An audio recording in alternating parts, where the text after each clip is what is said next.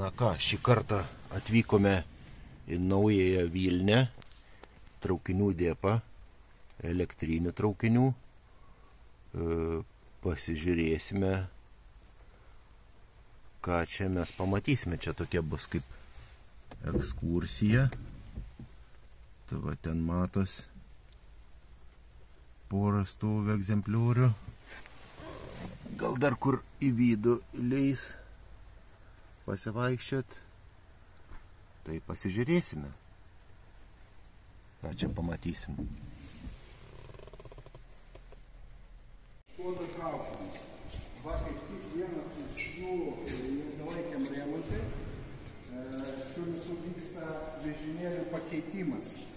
Todėl prašom pažiūrėti, traukinys kaba ant keltuvų.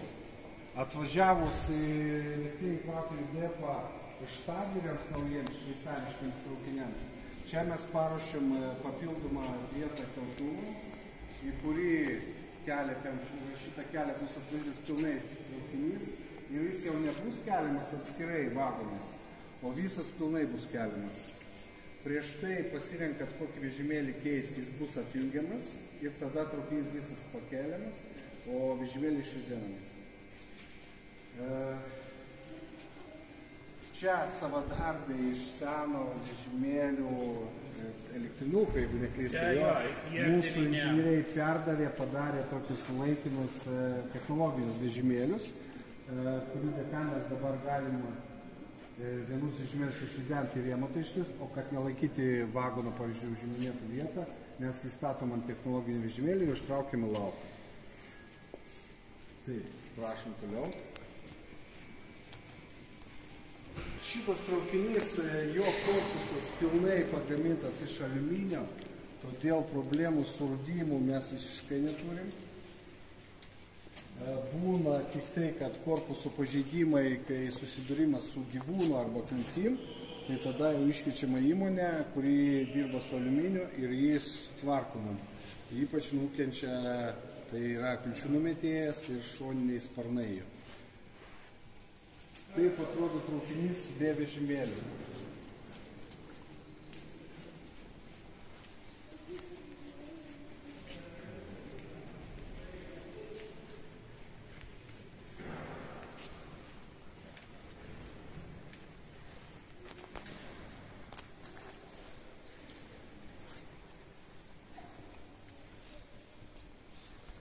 Čia mes matom nuo 307 vagono, nuo šitos galvos, palaikančiuosius vežimėlius.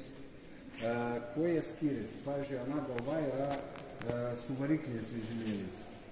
Tai tenai jau visas įdomumas, tenai visas valdymo ir kabinas skiriasi visiškai. O šitus mes tvarkom patys savo jėgom, mūsų specialistai pilnai perrenka vežimėlį. Čia jau perrenktas vežimėlis. Pakeičiami ratai, stabdžių diskai, kalodėras pilnai, viską pilnai perrenka ir paruošia vežimėlį tolimesnei eksploatacijai. O variklinius vežimėlius, kurie jau paridenti po to kitų vagonų, mes siunčiam rangovui į Čekiją, jie jau sutvarko, perrenka ir tada pilnai mums grąžina. Gal turit klausimų? Kiek toks procesas užtrunka atsiųsti Čekiją ir atgal? Pagal sutartį iki 3 mėnesių. Čia jau vieną vežimėlį? Ne, komplektas. Komplektas 2 vežimėliai, čia varikliniai, čia arba palaikantieji.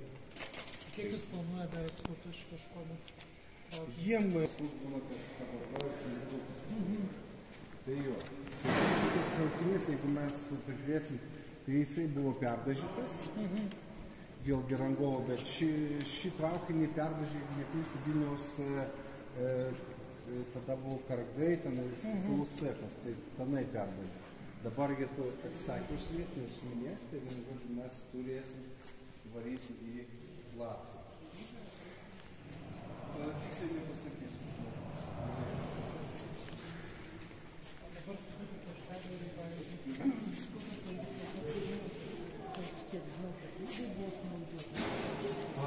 Taip. Iki šiuo momento dabar su klubais važinėjo. Šiai dienai pakeičiam impulsai, o štalerius jau bus europietiška sistema. Bet visos šitos signalizacijos pritaikyti. Viskas pritaikyti. Nes bandymai visi atlikti, reglamentuoja, viskas pritaikyti. Greičiausiai visi kiti mūsų visuoklė jau perės ant europietiškos sistemos. Čia toksai impulsas, tas, sakyčiau, toks pirminis laikas. Varikliniai vežimėliai, reduktoriniai, kurie visą tą traukinį tampo. Lauke mes turim dar grįžusių iš remonto vežimėlių, todėl parodysim jų išsamiau, kaip atrodo tas vežimėlis ir kuo jis skiriasi. Jūs matėte jau palaikantį vežimėlį, kuris tenai stovi. Ir matom taip tą variklinį. O traukinį aptarnauja tik mašinis, tas padėjo? Ne, viskas, jau nėra. Traukinys pakankamai lengvai valdomas, jų dabartinės sistemas leidžia vienam asmeniui jį valdyti. Štalerio traukinys ten įspūdingai skirsis, naujoviškai, dar labiau. Ten jau viskas pats mąstys, pats patarinės kokios gedimai, kaip juos šalinti kelionės metu, jeigu kažkas sustos ir taip toliau. Tai jau jisai dar bus progresyvesnis. Matom, kad išlūpa jau stogą tenai viduje, mes tvarkom pilnai, keičiam tos valdymo blokus visus ir ilgalai turėjom. Tai va. Kėdė atnaujinsim, statysim naują šitą įsiremontą. Tai va, kas dar.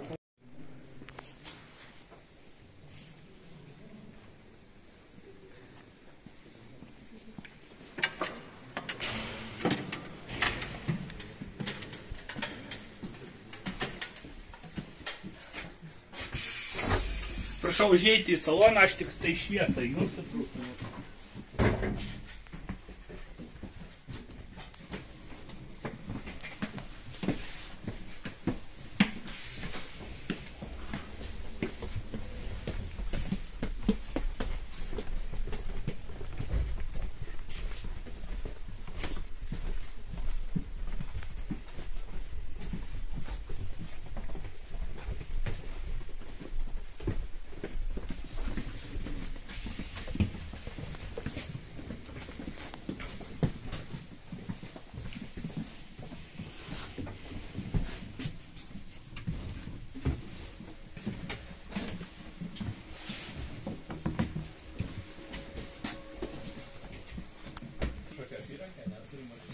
Taip, jie turi apyrankę, kurie stebi mygtuką, temperatūrą, bet to dar yra budrumo mygtukai. Tai pastebėsit, vienas mygtukas, ant lubų antras.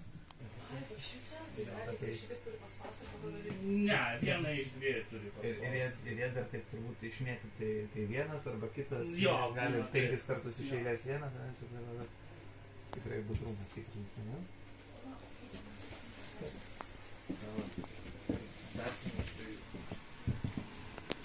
Užeisim, atsisėsim. Čia ne pedalai kaip mašinai? Ne. Čia ne pedalai? Čia garsiniai signalai. Čia tik tai signalai. Žiūrėjau, kaip čia palaiko tą važiavimą ir kaip stabdymą. Čia visada nėra taip automatizuotai jau nustatyta. Stotelė, pavyzdžiui. Čia yra stabdymui, čia yra pavaros pasirinkimui, čia yra greičio pasirinkimui. Tai pavaros čia kelios. Nu, tai ten, šiaip tai sakykim, kad pirmin atgal. Bet yra, lygiai ar greičiau, ar lėčiau. Sėsi? Sėsk vis tiek. Pažiūrėsim.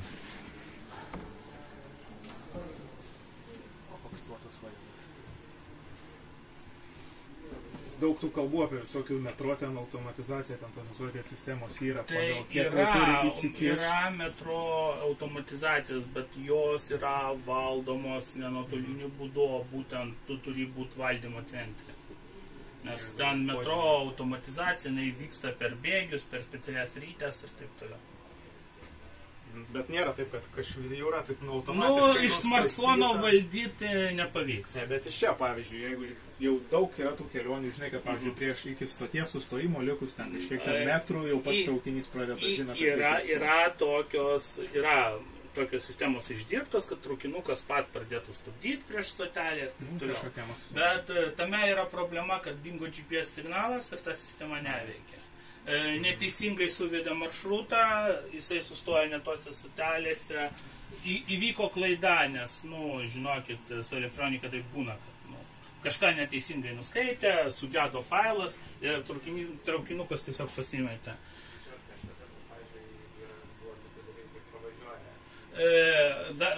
Dažniausiai būna nepatyręs mašinistas, kuris pravažiuoja tiesiog stotelę. Ir su autobusais irgi būna, kad... Su traukiniu būna mažiau, nes kiekvienas mašinistas turi būti sertifikuotas maršrutui. Jeigu aš, pavyzdžiui, noriu važinėti Vilnius-Kaunas, aš turiu turėti sertifikatą tam maršrutui. Noriu važinėti Vilnius-Klaipėda, irgi turi būti sertifikuotas. Tai nesusipažinęs žmogus su maršrutu, tiesiog neišvažiuosi tą maršrutą, jau nieks neišleis. Tu turi būti pravažiavęs su instruktorium tą maršrutą, instruktorius turi įvertinti ir duoti teigiamą, kad tave sertifikuotų. Turi gauti iš instruktoriaus teigiamą atsakymą, kad tu tikrai gali važiuoti to maršrutu. Tam, kad jisai važiuotų su instruktorium, jisai važinėja, pavyzdžiui, dubliuojasi su patyrusiu mašinistu, to maršrutu važinėja kartu. Jo, kartu tada yra kabina. Tai budrumo šitas mygtukas ir šitas? Taip. Tai, ta prasme... Kada šitą? Jo, būtent jau pati mašina sprendžia, kurį budrumo mygtuką reikia paspausti. O tai kur signalas kažkoks pasimato, kad reikia paspausti? Ten pagal garsinį. Ilgesnis yra viršų, jeigu aš neklystų, trumpesnis yra apačioj. Taip turi, bet vieną. Žinokit, su DR IR9M serijos traukinukais, tai mano patirtimi buvo IR9 pas mus traukinukas susidūręs su ekskavatorium pervažoj. Tai ekskavatorių nurašė į metalo laužą, mes tiesiog kliučių numetėję perdažėm. IR9M traukinukai jau apie 8 metus neeksploatuojami buvo arba utilizuoti, arba parduoti. Čia buvo tokia akcija nostalginė, prasivažiuok vaikystės traukinukų. Čia buvo paskutinis, kuris pas mus buvo dar važiuojantis. Ir jo nebėra viskas. Jisai stovi po tvary ir laukia, kada jis supjaustys į metalo laužą. Muziejų yra, taip. Muziejų nebereikalingi. Ne tai, kad patvaresnis, seniau nebuvo galvojama apie žmonių, kurie yra išorės saugumą. Niekas negalvoja apie susilankstimo tas zonas, apie kažkokį saugumą tų žmonių, su kuriais susidurs arba transporto priemonė. Anksčiau, kaip sako, čem толстее, тем лучше. Kuo storesnis metalas, to geriau.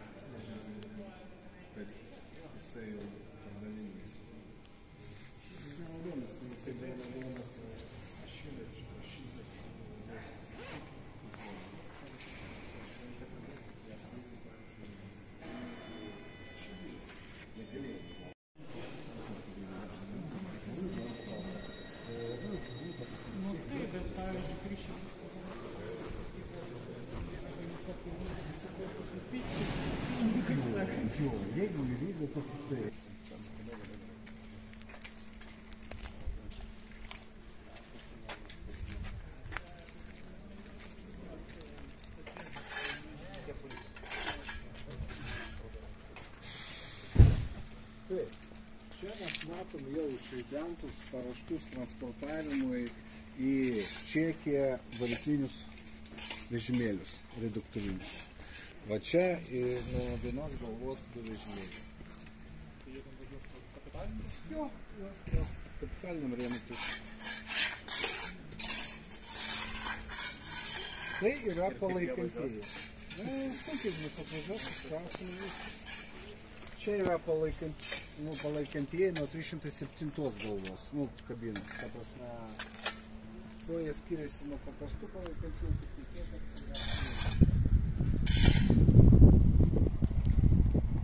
čia smėlį paduos, kai jis važiuoja atgal. Tai šitos paduos.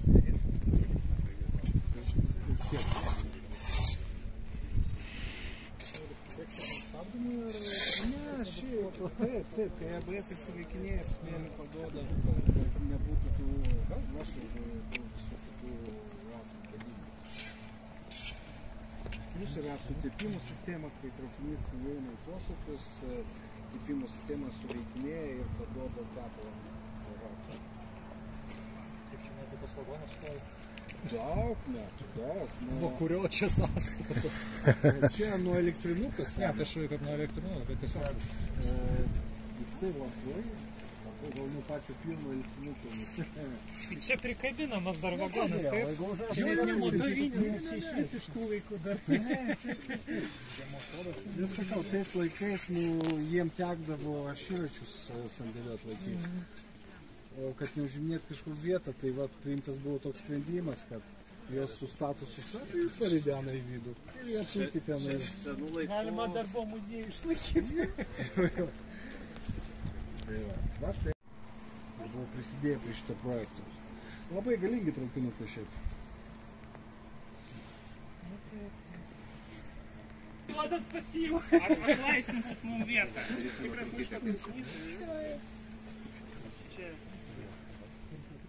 Taip, dar Marekas paminėjo, kad tenai pratybos pasieniečių vyksta, va ten palikom jiem vietą. Va tie vagonai, kur stovi, tai čia yra mėgstamiausia mūsų specialiųjų pajėgų vieta, aro ir policijos. Policininkai atvažiuoja šuniukus patreniruot, kariškiai su aro tai lampų padaužyti. Varint filtravimo sistemą, nes atėjus čia, pastebėjau tokią tendenciją, kad labai užsikimšta greitai vamzdynas patraukinė. Kalkėja, po to apsijunginėja, nepaduoda vandenį. Tai pastatėm filtrus, o pasidomėjus, tai iškloda traukiniai, pritaikyti buvo distiliuotą vandenį, taip, nepaprastam. Jo, ir nuo to atsirado problema. Matot dvi galvas JR9M traukinio. Čia vieni pirmųjų Lietuvos elektrinių traukinių. Jo. Bet čia neturim ir motorinių. Pirmas ir paskutinis, 22 metais. Jis 22 metais išvažiavo į 2 kelionės ir to pasibaigė jo važiavimu. Čia buvo meninis projektas. Bet nemodernizuotas. Ne. Dabar galėtų nuvažiuoti kažkiek? Ne, neturi motorinių vagonų, čia tik tai valdymo galvos.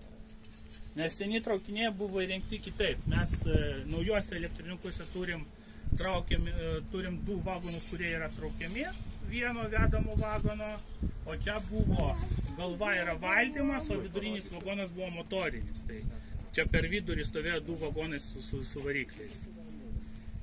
Esant poreikiai, jeigu gausim tokių vagonų, galėsim paleisti. Jo. Man atrodo, nuo pusę jie stovi. Jo, stovi. Tai va. Prašom nevaikščiot per bėgį.